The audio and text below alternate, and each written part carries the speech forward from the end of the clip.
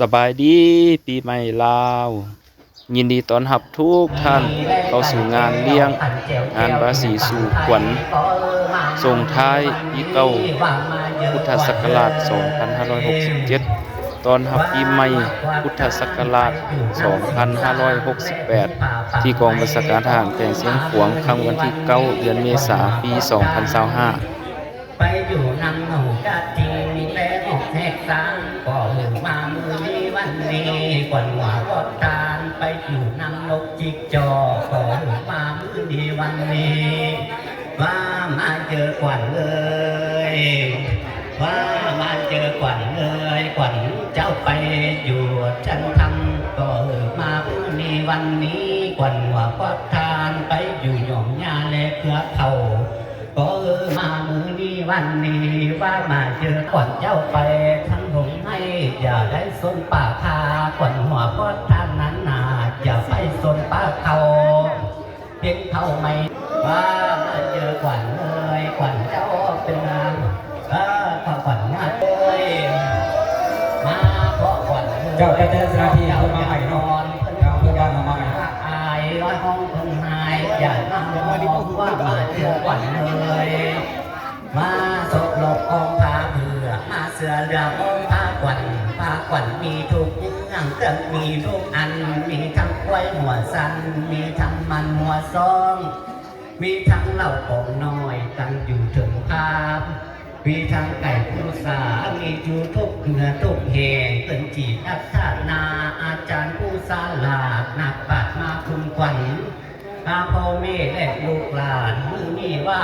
สีใสยันถูผ่าบังใสย่ามังกาลังดังนี้ก็ขาดเดินมาเด้อขวัญเลย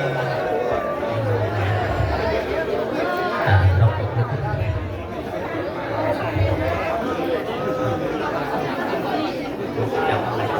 เนาะในบัดนี้เนาะ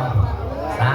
ธุสาธุสาธุนาโมตัสสะภะคะวันโตอะระหะโตสัมมาสัมพุทธัสสะนะโมตัสสะภะคะวะโตอะระหะโตสัมมาสัมพุทธัสสะสี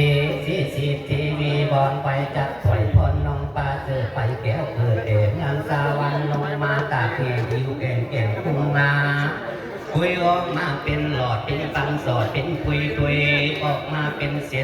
นแหลกกาผันคำเรื่องงามผิวพองเป็นของแก้วสดใสแสงเป็นของแพงงานลำเลิศไฟแก้วเกิดหนึ่งคนก้อยจิ่งคุณออกมาสามมอกมานางออกไปแก่นก้อยจะผูกแขนให้เจ้าไว้ให้เจ้าตรงสมบาทเงินยิงมาหน้าหันต่อสีวังนาขวัญหัวกวดทานอย่าได้ไปกาสังสมป่าไม่ขวัญหัวโคตรทานอย่าได้ไปเชิญไทยแลคูหาขวัญหัวพวกทานอย่าได้ไปนอมนาสู่เมืองพีขวัญหัวพวกทานจงมาอยู่ในบุรีและโอภาษาเจ้าเป็นอาถรรพ์ขวัญโลกีอย่าได้ขาดแก้วหายแล้วตัวมันเจียลาคามการเจ็บหูและเจ็บตาและปวดท้องผ่านหยักท้องเจ้าอย่าได้มีให้เจ้านอนหลับดีอยู่ในห้องงันตนไหลหลังกลัวโผเล่นสร้างผักพายให้เจ้าสาวไปปิดไปดีเท่าหาหอยขอพาวัดสาพระอาจารย์ต้นกิ่งกาลาว่าสีใสยังตู่ป่าวังใจยามังคาลังดังนี้ก็ขาดเดินสาธุสาธุสาธุปนุทาเนาะ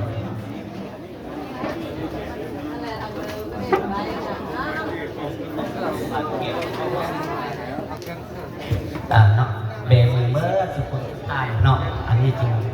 ฝ่ายเราให้บรรดาท่านแต่ละคนให้เป็นมิโซมิไซเนาะสา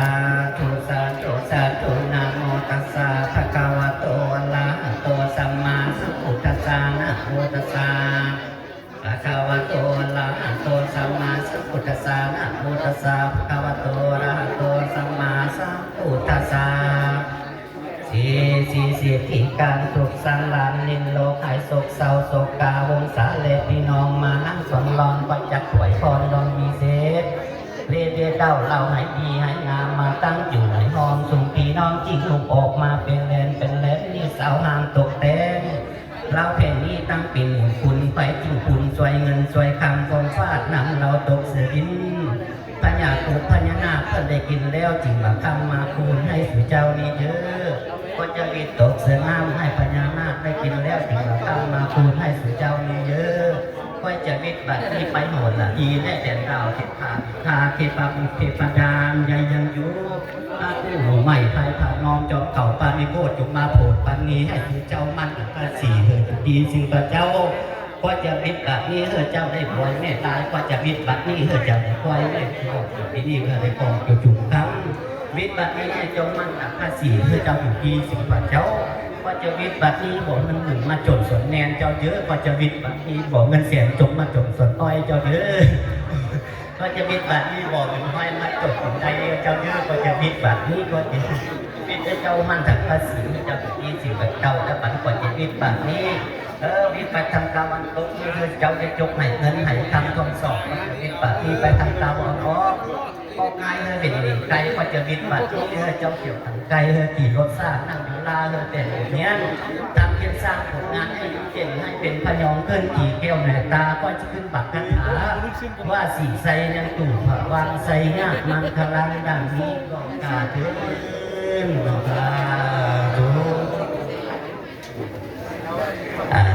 อันนี้ก็นอกปล่อยแล้วก็สำเร็จแบบนี้ผูกคอต่อเกณฑ์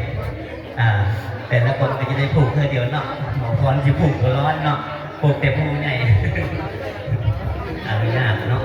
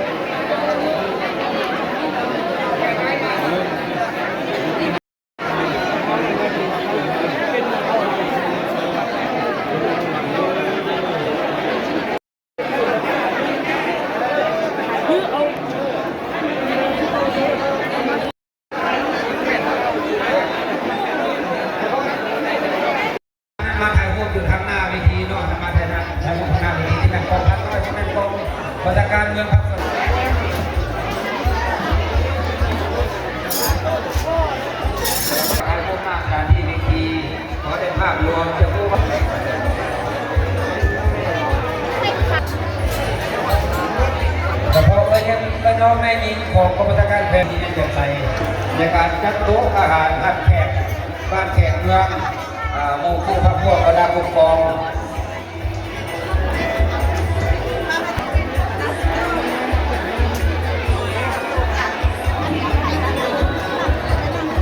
ภาคส่วนใดที่ยังซื้อต่อผู้ข้อต่อแขกมาทันแล้วก็ซื้อต่อนะผมพิธีของพวกเราวันนี้จะดำเนินจนถึง4 โมงผมสหาย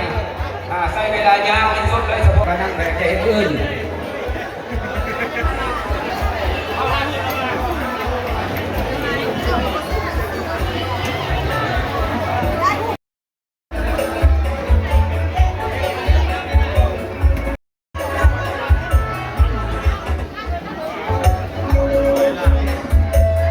ในคลิปนี้ถือว่าจะมีเสียงดนตรีเสียงเพลงแทรกซึมเข้ามา ถ้าเป็นลิขสิทธิ์ของท่านใดก็ขออภัยเด้อ ต้องกันเมืองไวไว โอ้ยใส่พัดลมในห้องเอง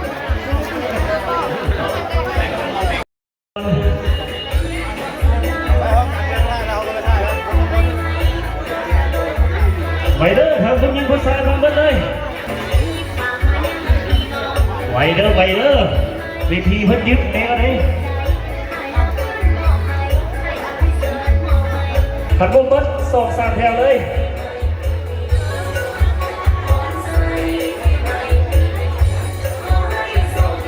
แล้วบอกมาให้มันบัด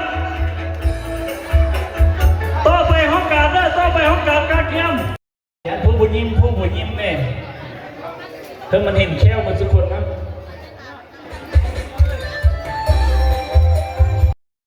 เดี๋ยวทำอะไรเหรอ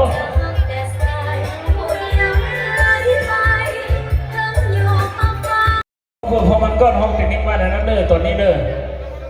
จะน้อยจริงจะมาแจกเสื้อพวกนั้นนะ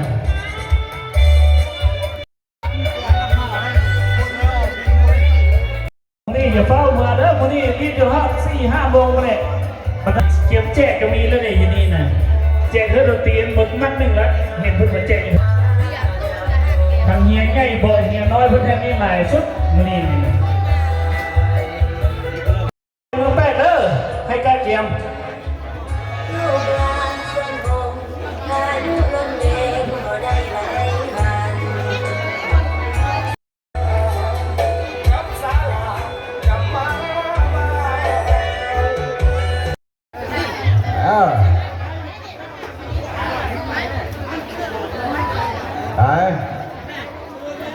เอาเราเลยแม่พูดเลยน้องแม่เย็นเลยแม่ไปน้องไม่ยิงเอาบ่มีว่าเรายังไล่กันเขากับเพื่อนบ้านเวียดนามเอาเขามาแม่จะไปยืนใจเย็นอยู่แล้วนะเขาไม่พิเลยเอาสิจุ๊กกระดูกจีมันคอยแห่งคุกเนี่ยน้ำมืออ่ะไอ้พวกนั้นเราลองเราได้ไหมเอาห้องบนก่อนบอกบนกลางเอาห้องการประกันศาสตร์มาเป็นนาสักขีพยานได้ไหมจึงเตียนแม่ขึ้นมาเฮ้ยขึ้นมาเป็นสักขีพยานเล่นลำเกียนเลย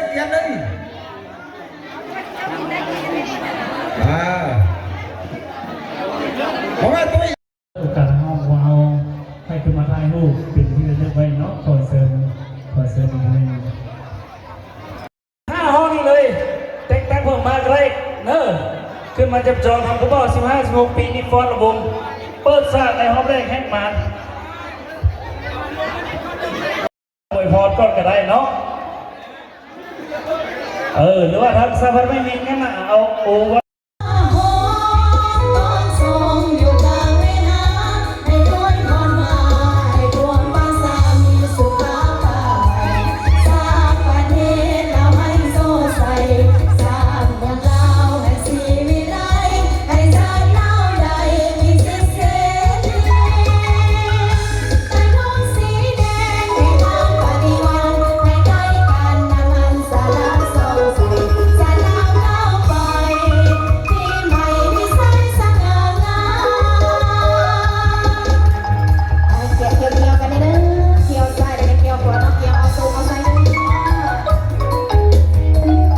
นี่คือเสียงเพลงจาก2 สาวนั่งห้ององค์สการทหารแขวงเสียงขวาง